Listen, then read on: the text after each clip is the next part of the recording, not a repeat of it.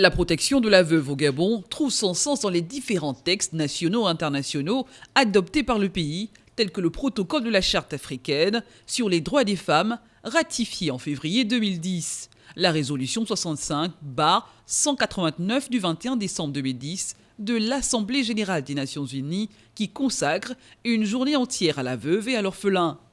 le préambule de la Constitution gabonaise qui réaffirme la notion des droits de l'homme en définissant la famille comme la cellule de base de la société.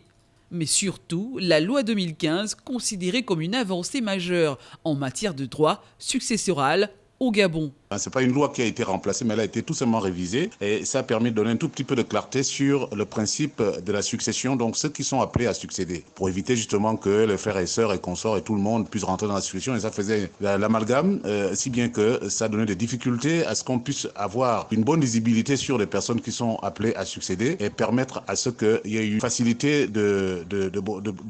donner la transmission et de gérer la succession. Au sens de la loi, la succession ou encore l'héritage est la transmission du patrimoine laissé par une personne décédée à une ou plusieurs personnes vivantes. Mais la loi 2015, qui semble encore méconnue par certains, définit pourtant les règles de succession au Gabon. En cas d'absence de testament ou de donation-partage établi par le CUJUS, la loi organise alors la succession conformément aux dispositions en vigueur.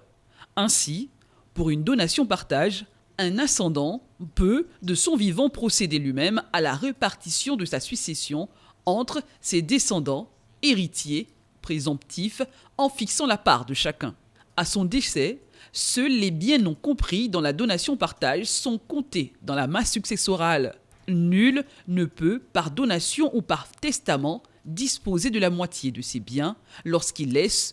un ou plusieurs descendants régulièrement appelés à la succession légale. Les héritiers légaux sont la veuve, les enfants nés pendant le mariage, les enfants nés hors mariage mais reconnus par le père. Sauf que ces derniers, dans le cas de l'usufruit, n'ont qu'un droit limité contrairement à ceux nés dans le mariage. Il y a aussi les ascendants, c'est-à-dire le père et la mère du conjoint décédé.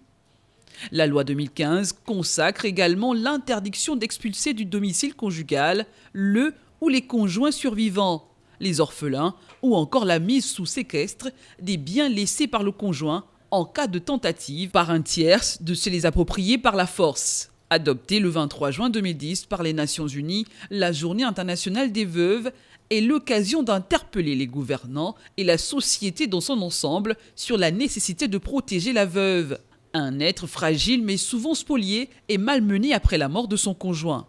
Mais malgré les efforts de nombreux gouvernements, au Gabon comme ailleurs, pour asseoir des mécanismes administratifs et juridiques afin de mieux protéger la veuve et l'orphelin des pesanteurs culturelles et sociétales, l'épilogue du combat semble encore difficile face à l'ignorance de certaines femmes, souvent pas du tout informées de ces instruments en vigueur. À cela s'ajoutent les carences des officiers d'état civil qui, pour l'essentiel, manquent de formation sur la transcription des actes de naissance, notamment la mention 5 qui détermine souvent l'avenir d'un enfant en matière de succession.